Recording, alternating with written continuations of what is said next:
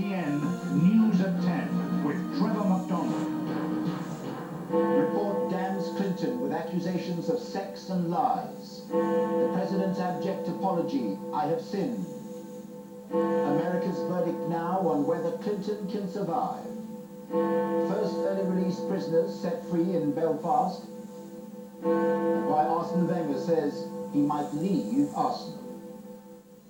Good evening. The report that President Clinton hoped he and America would never see was finally published on the internet tonight. Kenneth Starr's report into presidential wrongdoing contained explicit details given by Monica Lewinsky of a sexual relationship with Mr. Clinton. And with them were findings that the president repeatedly lied to cover up the relationship, including lying to a grand jury. As expected, the report lists 11 grounds for impeachment, but its devastating overall effect will be in the detail. Before it appeared, because the president wasn't allowed to see it before, the White House began its fight back, insisting that the president had done nothing that warranted impeachment.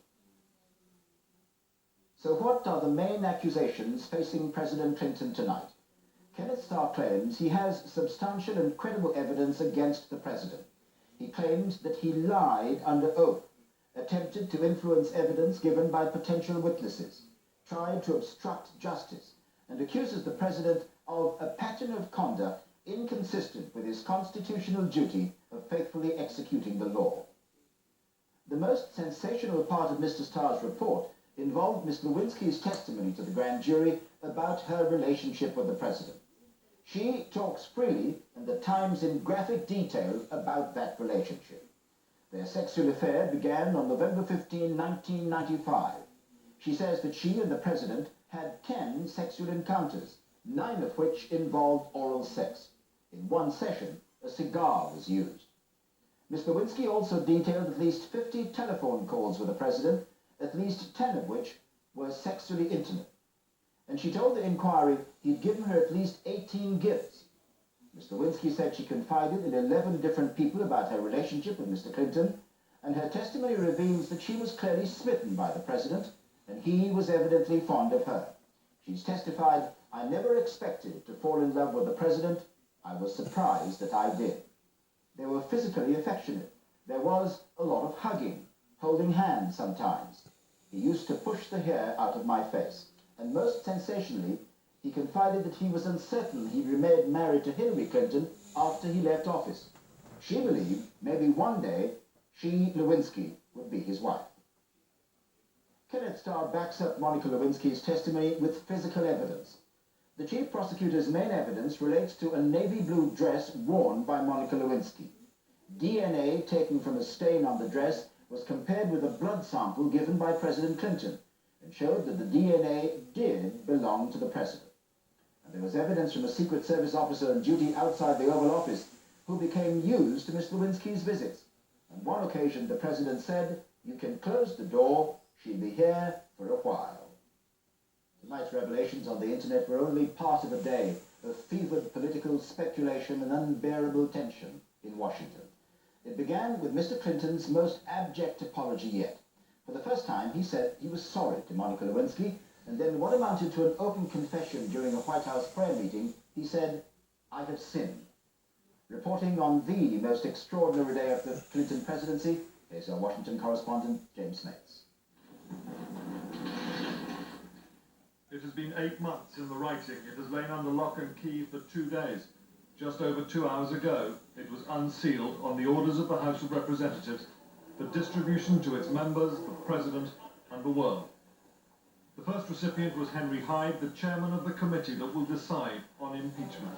On the very first page, he will read about witness tampering, obstruction of justice, perjury, and a pattern of conduct inconsistent with the President's constitutional duties.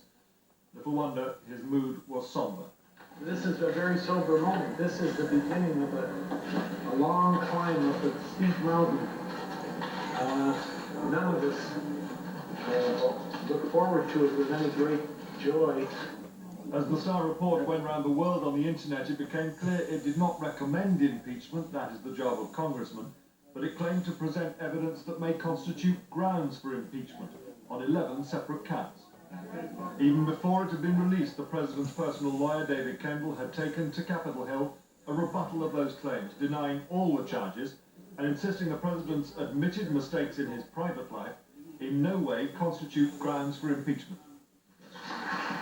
Coming clean about those mistakes and begging for forgiveness is now central to the president's strategy.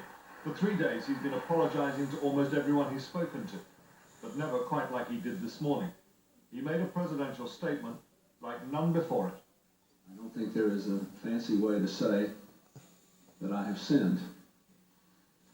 It is important to me that everybody who has been hurt know that the sorrow I feel is genuine.